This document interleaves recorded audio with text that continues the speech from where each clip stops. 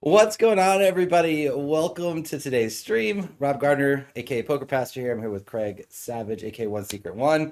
And we have a very special guest that I'm super excited about, Kaylin Comeskey.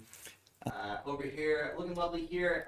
You've been here since you said May. May 8th. Yeah. Are you ready to kill anybody? Yeah. Several. I have a list. Very What? detailed name of list. Kaylin, I first met you. I first found out about you. What was it? 2 years ago?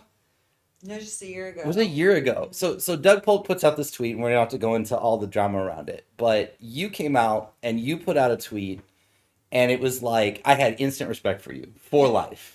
Because here's a guy who has a massive platform. He's out there just shitting on people because he can, and you just straight up took him on and did it in a way that was, I thought, classy. You did it in a way that put yourself out there, and you made yourself a target to him, right? Because he's out here being such a dick to everybody. I just had mad respect for that. So Oh, thank you. I was a I fan. love that you're describing me posting a picture in my underwear as classy. We'll take it. I mean, I thought whatever. it was. I legitimately thought it was because I felt like it was a situation where you were like, I'm going to take what you're saying, I'm going to double down on it, and I'm not going to back down. And a lot of people back down to him. So, Yeah, like honestly with that situation, and Doug and I are like buddies these days. Like we're good friends. We have each other's numbers. We're very cordial. I've come to really find a lot of respect for how much he cares about the lodge as his business, how much he cares about his employees, and in that situation in particular, that's what was my concern. Is I was like, like there are a lot of big girls walking around the lodge, and I don't know that like we necessarily love knowing that this guy who's representing us to the world thinks that we shouldn't be on the cover of a magazine or not even be thought of as beautiful.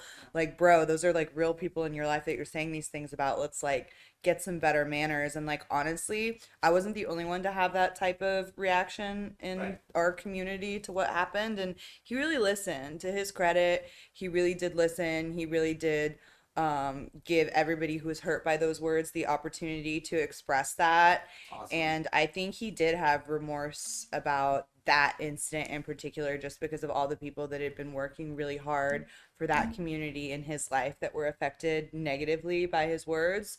So, in regards to that situation, I actually did gain a lot of respect for Doug in particular about Perfect. that. Yeah. Yeah, I mean, it was really cool how you went about it, and so you have a fan. I'm gonna fanboy today a little bit, Thank but you. Thank you. and I want to talk about we want to talk about a lot today. We want to talk about your podcast that you started. We want to talk about your poker journey, but I'm gonna be selfish. I Mm-hmm. want to hear about stand up because something I Okay. want to do someday. It's a bucket list. Is to go out and find like an open mic night and embarrass myself for about 4.5 5 minutes. So talk to me a little about stand up, what you've done there, and what that was like, and what that experience was. Absolutely. So, you will suck immediately when you go up. You suck for a very long time. The first time that I did stand up, I think, was at like an alumni meeting for my school. We had like a talent show, and I remember not getting a single laugh and it being really awkward. But if you keep going up and you keep trying and you can develop a voice, by the end of it, I was doing like these burlesque shows where I was like hosting and doing a set and doing crowd work in between. So I was probably doing like close to 45 minutes to an hour on stage towards the end, and like really grew into myself. And that was what was great about finding the burlesque show that I toured with, because in LA, when you do stand up, you really have to like hustle all around town to find those mics and get your like 3 to 7 minutes. And like, it's a really tough slog. And when I joined the burlesque show, I was able to like really get a lot of stage time and really hone my craft. But it's one of like the biggest adrenaline rushes there is, because you're standing on stage completely by yourself. It's just you and a microphone, nothing to hide behind. And yeah, I mean, I love it. What is it? What the thing that scares me the most about it is like getting up there, landing the first joke, and it's like crickets. And if you've been doing this long enough, I'm sure you've been in that situation. What is that like, and how do you deal with that? So, I mean, when you first start, you just like you make friends with bombing. That's just part of the learning growth journey experience. but like you never escape bombing. Like even when I was several years in and we were touring and I was, having great shows and great responses in certain areas, you'd go to some shows where there are only like 7 to 8 people in the audience, and it doesn't really matter how funny you are. If they're not happy and the crowd's not jiving, you're gonna face a bomb. And once you're in it, like you get that flop sweat. You've heard of flop sweat, right? Hmm. And you can kind of panic in the moment, but just like all things, this too shall pass. Yeah. It's not gonna last forever. You're not gonna be stuck in that moment forever, and it can be a great motivator to improve and not let it happen again. But you never want the first thing you say to bomb. So you usually open with one of your stronger jokes that you know is going to get everybody lubed up and ready to go. Yeah. How is that? So how's that translated into your kind of poker content career? Because you've done. Before that, can we ask Okay. this? Did you always know you were funny? When you were a little kid? That's a good question. Were you at family dinners at school? Were you the class clown? Did you So always? both my dad and my brother are pretty funny, smart, sardonic people. My mom's very brilliant too, but my brother and my dad are both more like gregarious personality types, that definitely modeled that behavior for me. Um, I always did theater and like after school acting, and was, a theater major in college. So yeah, I was always a performer. I always was a ham. I remember at summer camp, like telling jokes for like the whole camp lined up and like, oh, Caitlin, tell us a story. So like, yeah. I've always liked to be the center of attention. I've always liked to be funny. Always class clown energy for sure. Yeah, so you've translated into poker. You've done some hilarious impressions and some various comedic things. What's that been like, and how has the success been, and how's that kind of translated into the poker world? I've been so lucky to have the uh, response that I've had to those impression videos. I made a lot of material and content for a really long time and didn't get a lot of traction on it.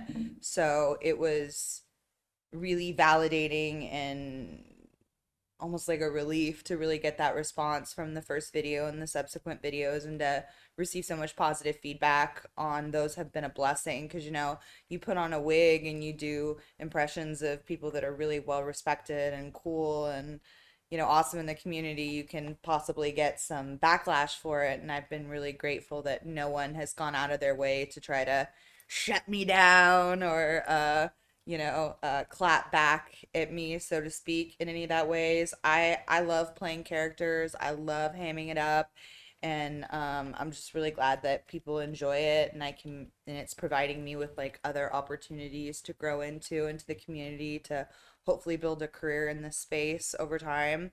So yeah, it's been dope. How did the poker career start? Were you always a card player? Your family card players? My dad taught me how to play when I was little, and I tell people all the time that like he used to take my brother to home games when he was in high school, and I was always like really jealous that I didn't get that experience. So when I was of age to play in a casino, I like dabbled. The first casino I was a regular at, semi-regular at, was the Hustler, actually, when I was living out in LA after I graduated college, pursuing comedy and film and TV. When I was like a gigger, so I was either out on the road, or I was like, I had really sporadic work in terms of like being a nanny. I was a chess tutor. I was a pet sitter, so I would, have 2 or 3 days where I didn't have much to do. And so I would like go down and have a nice grind at the Hustler.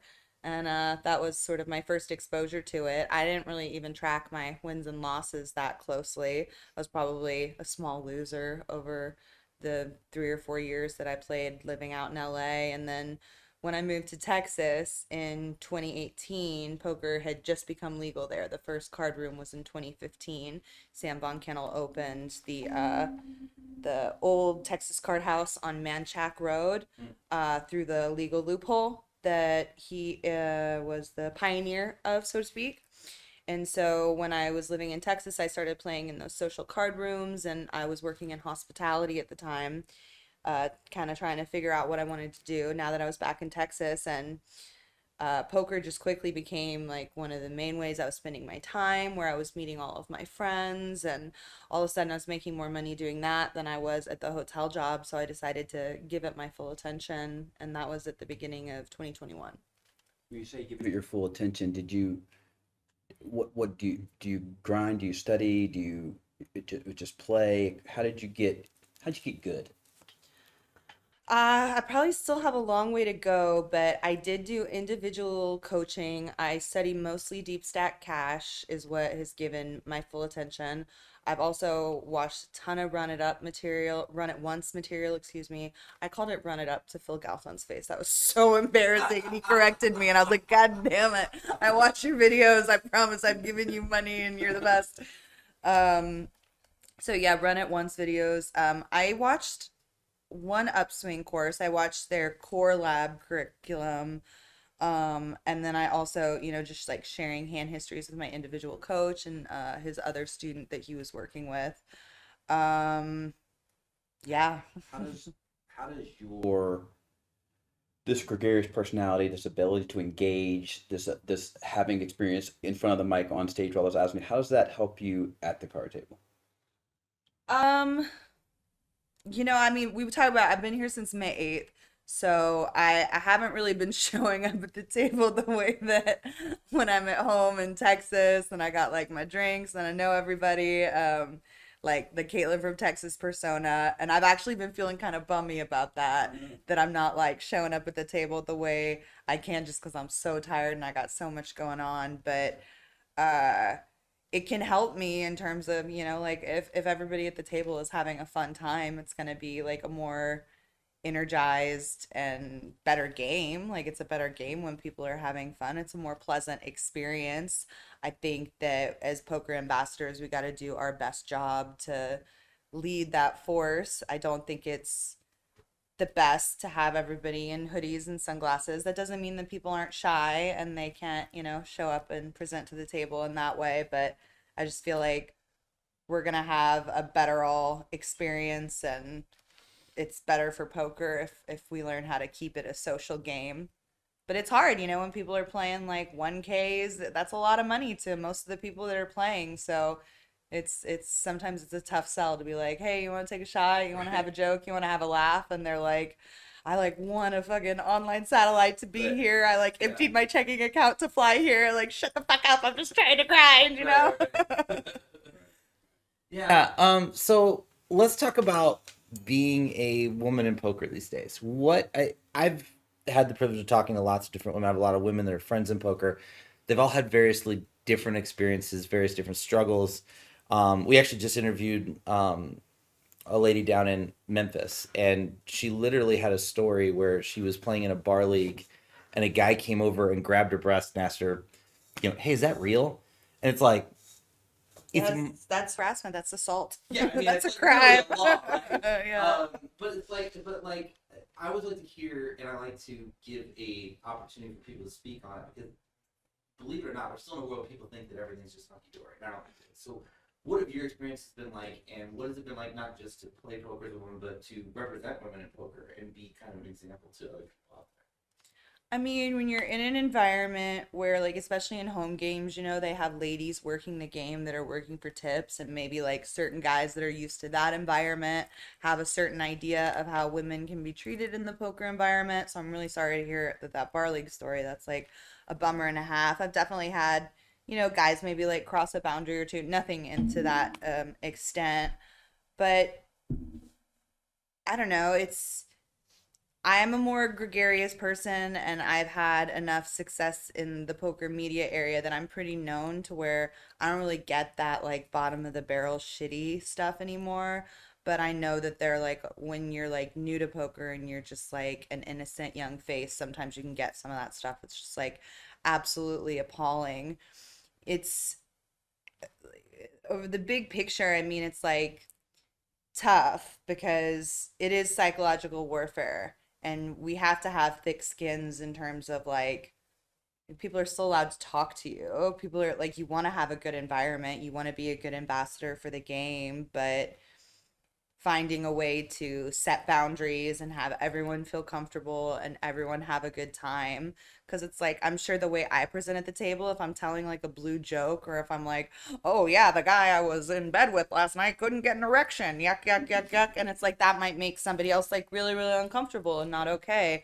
But I'm doing my best to try to like, so it's like, it's really tough. It's a tough question to get. I know there was some discourse lately about like, oh, don't like certain women don't want to be talked to at the table, and other women are like, oh no, I take it as a compliment, like please talk to me. And I think you should always treat people with respect, and everyone deserves to feel comfortable. But I don't know, I never want to create an environment where people feel like they can't joke around or talk Sure. at the poker table. But I don't know. And like, I'm one of those women that I don't care if we call it ladies' events as opposed to women's events. That I don't think that language matters a lot, but a lot of people think it's really important. They're like, we're not having a fucking tea party. Like, there are other, it's like we're not at the ballet. Like, come on. It's like condescending to call it that, but I don't feel that way about that issue. So I think, I don't know. It's I think the best growth happens in these meetups games. I think Jamie is doing a really good job creating like cash game environments that bring new women into the game and expose women. I think women's only events are really important. Like the very first WSOP event I ever played, it was the first time I traveled to Vegas to play a tournament. I went for the series that happened in the fall, and I got to play with like JJ Liu and Maria Ho, who like I've been watching on TV for years and idolizing, and I got to, see how they present at the table, model their behavior in the future. That was the day I met Kaina. Kaina's one of my close friends now. I love her. So I think these women's events are important for networking and exposure and creating a comfortable environment, because it is psychological warfare. And when you enter a 10K and you have guys like Cabral or I don't know, another guy that does sort of the tactics he does, but they're like going out of their way to use speech plays and tactics to make you uncomfortable. It's not necessarily even to do with gender, but it's good to introduce people into the community in these sort of softer environments. So I don't know. I rambled a lot. It's a tough question. It's hard to speak for all women in poker, like it's like, because we're all different. We all have different opinions. So I tried to touch on everything, but yeah, it's tough. I just think at the end of the day, what's important from my perspective is that everyone at the table has the right to be there and is equal, and that you consider everyone with the same level of respect you consider everyone else with. We're all there having fun, playing a game we enjoy, and whether you're a woman or a man, or you know or new or experienced, you deserve to feel welcome. Yeah. Yeah. No, I would challenge you on that, and just a little, in that we're not necessarily equal. Like everyone's experience at the table is varied and different. Like if I sit down at a table with like Dan Smith or Chance Cornuth, like I don't consider them my equal. Like gosh, or if someone, won 37 bar league game tournaments to come, are they at the same level as someone who's got like $250,000 on Hendon and has like really been going after it? But I do believe everyone's equal, like in their worthiness to be there and whatever, but that it is a difficult game. It is psychological warfare, and we have to be willing to accept that when we enter tougher arenas, as women and less experienced players. Do you think the environment's getting better, and are there more things you think could be done? I don't know if I'm the one to measure whether or not things are getting better, or even to quantify what better means. There's always going to be a drunk idiot at the table, or someone who's like having a bad day or rude. I think that it's different in tournament and cash. Like in a tournament environment, like things are more buttoned up, like a cash game. A lot of times if you go to a home game where there are girls working the game, and you have to you're expected to play a certain amount of hands, you're expected to stay a certain amount of time, for the privilege of being in this good created like curated environment, you're gonna naturally have to put up with a little bit more like crap from guys. You can say Like shit, if it's there's okay. yeah shit. Sorry, I've already said the F word. Like, but if like there's like a VIP player who like wants to talk about like, oh, you're so sexy. I bet I'd love to have a three-way with you one time. Like if it's like a home game environment and it's like whatever, you kind of have to take it in stride in a way that you don't have to at a tournament table. But if you're at the tournament table and someone makes that same comment and then you call Floor over and Floor gives them a warning, you're still sitting next to that person for the next hour. So I think it is psychological warfare. It is a bit of a dance. I don't think women deserve to be spoken to that way. And I would love it if all men were like great and like respectful, but at the end of the day, we're not at the opera. We're not having a tea party. You know, we're playing a really hard game that has a lot of different levels, and the social aspect is a huge part of the game. So it's a tough thing for me to talk about because I think it's so complicated. Yeah. You know? Yeah, it is, and it's one of those things that like it's going to be a progress, not perfection thing, and I think that getting to again hear different perspectives is helpful because I'll never know. I mean, let's just be honest. Nobody's going to come up to me at the table and be like, "Hey, man, you want to do a three-way?" It's not happening to me, right? I'm never going to be in that situation. So, huh? No, there's no okay. way. There's no way. All right. I think he's asking you to give him that feedback. Don't sell yourself short. I mean, there may have been somebody in the house that got an upside down pineapple set on their bed. I don't know, Lewis. Do you know anything about that? That's the tea. That's the tea. But not long ago. yeah. So I mean, I don't. So I'm never gonna have that experience. So getting to hear that is the closest thing we get to come to, knowing what that's like and getting to hear. So I do like that it gets to have a voice. But yeah, it's a hard thing. It's a very complex thing because what offends one person doesn't offend another person. And it makes it that much more harder to try and be an advocate because you don't necessarily know. So it's like my sort of tactic or my approach to that sort of thing has been like, well, I'll say the uncomfortable joke first. I'll be the one leading the freak parade, and then it's a lot harder for you to get me off my equilibrium if I'm the one leading the charge. But that's not everybody's personality, you know? Not everybody is, a Taurus, Sun, Leo rising. Like some people are Pisces and water throughout their chart, and they're not gonna like show up that way. I don't know why I brought astrology into it. That's cool. So we got the serious stuff out of the way. So let's talk some fun stuff here. Tell us about this pod you started, how you met Nikki, what you guys are trying to do. Like, walk us through that because it looks like a lot of fun. Yeah, so the name of the podcast is Aceholes Podcast. We were going to be Jacking Off Podcast, but there was already a Jacking Off podcast that had in the poker space that had done. There are a lot of other like Aceholes stuff in the world, but like nothing that was like really poker centric. So that seems like a better sort of tongue in cheek title. But anyway, I met Nikki the first time at like a Joey Ingram meetup game at the Bellagio when we were both kind of like sloshy and fun. She was there with her parents. That was the first time we met. And then in the spring, I was in town for the GPI Awards, and Katie Lindsay, ACR Pro, Levy Katie, is a big time matchmaker, usually with romantic matches, but she can do professional matches too. So we were like all at a bar out to dinner, and she asked me like who was my date to the GPI Awards, and I was like, I don't have one.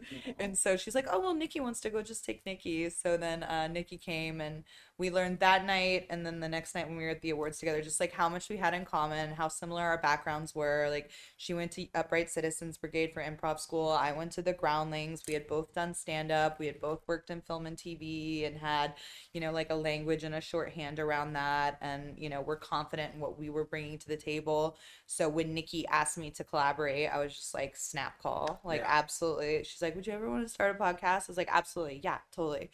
And then we had like, and then I followed up like immediately as soon as I got back to Texas. I was like, hey, are we hopping on a Zoom meeting? Let's like go for it. And then when we had our initial meeting, we had like a lot of similar ideas in terms of we wanted something that was like more variety, something that had more games, more fun. It wasn't, anything stale that already existed in the space. And we wanted to do sketches. We were both like wanted to hopefully move to a space where we eventually like had sponsorship and were able to do like full scale productions and could really provide something different and funny for the poker space. And I came out almost immediately. The next week I was there, we shot a lot of photos, and like we made our logos. And Nikki has been like an original YouTuber, Nikki Limo, my partner. And so she had a lot of experience. She knew exactly how to launch something. And I just like, yes, ma'am, fall in line and really helped execute this vision. And it's great. We have a great collaboration. We've shared some of the editing short. She's a much better editor than I am. We both do a lot of the writing together, and we've done a few sketches now. We've had a lot of guests on. We're about at 2.5K subscribers. Our views are on the uptick, and it's been a really great experience, and we hope to continue to grow and be able to provide that variety show comedy podcast for the poker community. Yeah, I think you have a great opportunity to be successful. One of the things that's been frustrating in poker is like in any other industry, there's a massive variety of content. I mean, just all kinds of stuff. And you get to poker and everybody's a vlogger. Every video on YouTube is a 30-second fast forward video through the strip, and then 3 hand histories, and then a fast forward video to the cage, and slap some money on the table and some credits and it's out. And it has its place, but it's like, is that literally the only thing we do? So seeing people come along and do, whether it's comedic content or doing the traditional podcast, but doing it in an untraditional way, it's like that stands out, you know? And I think our industry needs a lot more of that. So I'm really excited about that. Who would you say has been your most fun guest to this point? That's a tough question. I'm kind of putting you on the spot now because like you haven't been invited. No. Well, you can negotiate that later. Well, then my most fun favorite guest in the future will be you, of course. But no, I mean, it was really fun to have Berkey and Lamanna on and do a really silly, fun sketch and get them to act. And like Berkey was like improvising and like throw it, and I was like, he like threw out this one line that was like so funny, and I was like, okay, that's definitely making the final cut. I was like, where'd that even come from? And then we did the same thing with Brad and Andrew. We had them in like these wild track suits with like guns and drinks, and had the smoke machine, and it was really fun to see them in that way and let them sort of like play that darker role, because they're the family friendly, like dads of poker. So to kind of ask them to be a little darker and twisted, and the original sketch that we did to promote the show was super fun. I can't imagine. Berkey's so thought out and articulate and like centric. I can't imagine him improving.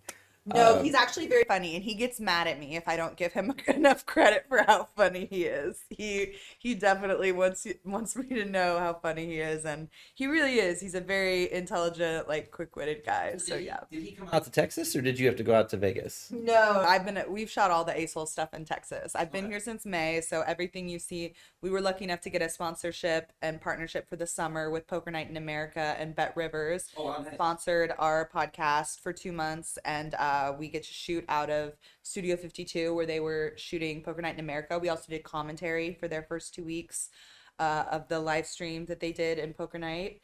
And that's a great experience. I love that team. It's such a gorgeous house. Jen Mastrid decorated it from scratch and using a lot of like vintage finds, and it's really eclectic, fun space that we're getting to use. Mm-hmm.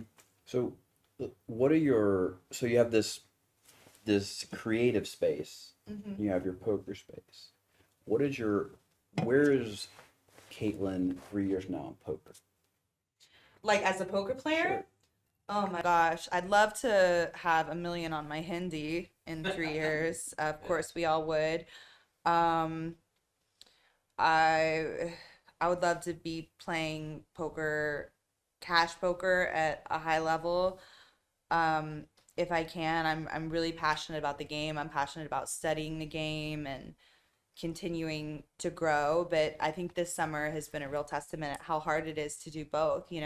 Rampage posted today, like, yo, my mental health is not doing so well. It's a hard grind. And I mean, he has an editor that puts his logs together, but still just like collecting all the footage and when you're not losing in poker. And it's like you don't make a lot of money doing content. Like I've made barely any money in a year, and I'm probably thought of as one of the more successful content creators, but it's still really hard to make money on that end of things. So when you're losing in poker and it's just like, gosh, money's tight and I'm working so hard and I'm not making any money right now, and it's really hard to have faith and have the energy to push through and trust your skill as both a poker player and a content creator. So this summer, I'm like Rampage, I'm right there with you. Like I'm on the struggle bus too. Like it's really hard to put in that volume and put in that time when you're not seeing the fiscal results that you'd like to. But that's the gig. I mean, I've been out here, what, 4 days and trying to juggle playing poker, creating content, networking, 50 million friends that think you're just out there to hang out with them and want you to just spend time. It's like, it's impossible. Yeah. And it's a juggling. I always feel like I'm just one of those balls is getting dropped. And I do think, like, I mean, I would hope that you're going to get over the hump and get to the point where the content part will be very beneficial. Because again, you're doing something that's cutting edge and different and fresh, and we need that. But I can definitely relate to that feeling of just it's like you wake up and it's funny, people be like, what are you doing today? And I'm like, I can't answer that question. Like, even if I gave you my schedule, like, it's going to change 6 times through the course of the day. You never know when some important or big name, like, you could have somebody that you really want on your podcast, Like but huh? Yeah, Caitlin could call and say, I'm coming. Right. But like, Schedule hey, I changes. busted a tournament.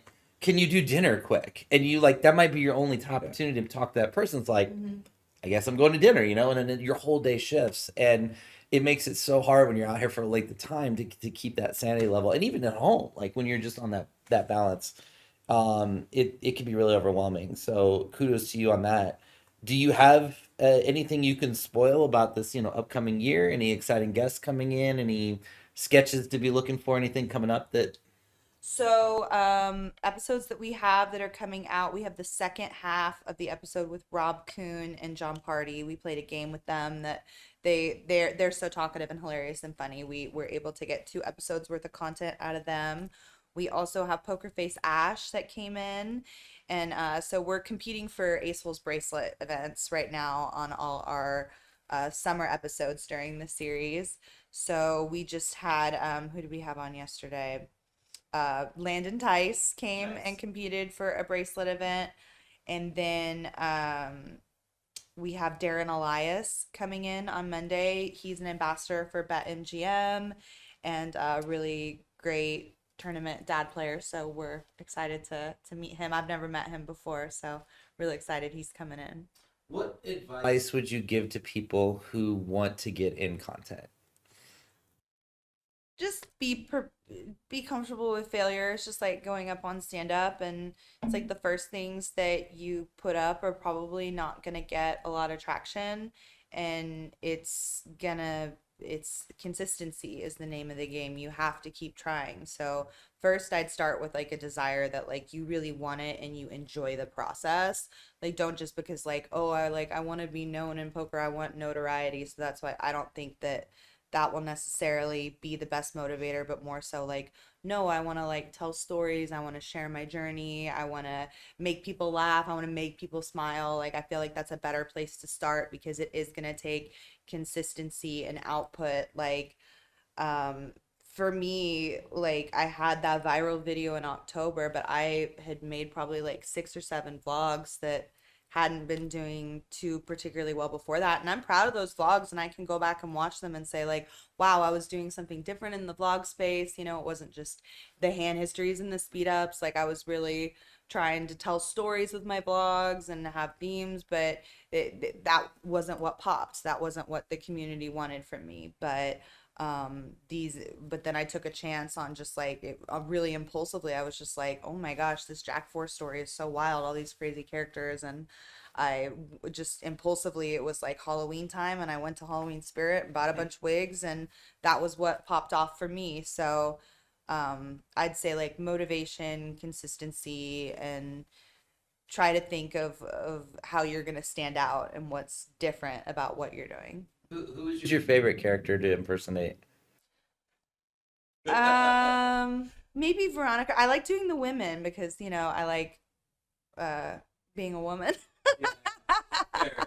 I like being feminine and stuff. So like it's great to be Robbie. I mean, Robbie's like a one of a kind personality. She's when you meet her, she's just got like such a striking physical look, obviously, but then also uh just like a unique personality. And she took so much crap and so many wade through all these accusations, and no one was able to prove shit. And like Right. mama out there hustling at the tables and living her best life. So I'd guess say her, yeah. How have people responded? The people who you impersonated? Did they? Has anybody been upset? Anybody like super love it? A lot of people are more than generous to me and they really, really like it. Like Robbie was right on board right away, either commenting or retweeting. Um, we both thanked each other in our GPI speeches, and I like to joke that like I rode her coattails. It was such a massive story. And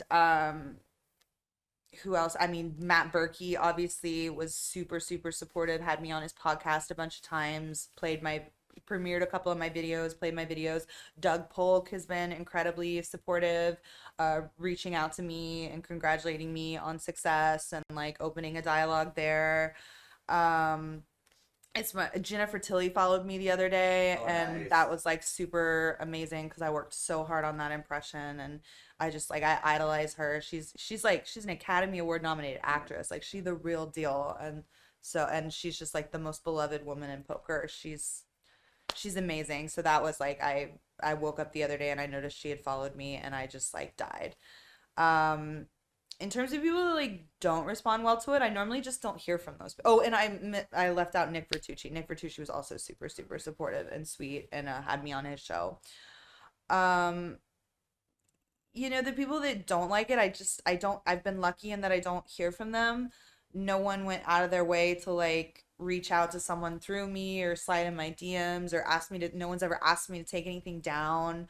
So I've been blessed in that way. I'm sure there are people that didn't appreciate maybe my point of view or my impression, or they're like, I don't sound like that, or I don't touch my hair like that. That's stupid, or Yeah. but I've been blessed in that I haven't heard from those people. Um, I of course don't want to hurt anybody's feelings. I'm not like making the content to be a little shit and just like roast and fuck people. I'm like really just trying to make people laugh and sort of be the observer that is trying to find the humor in things, because it is just, we got wild personalities. It's poker. It attracts like gamblers and weirdos, and I'm one of them. So We're on the weirdo scale too, I think. So I like it. we're good on that front. Who- Oh well, yeah, we couldn't even get him on camera.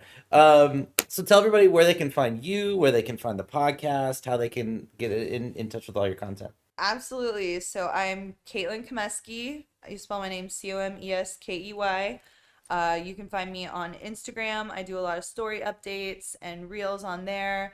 You can find me on Twitter at Caitlin Comeskey as well. That's where a lot of my I do a lot of videos under 2 minutes. The impression videos are there.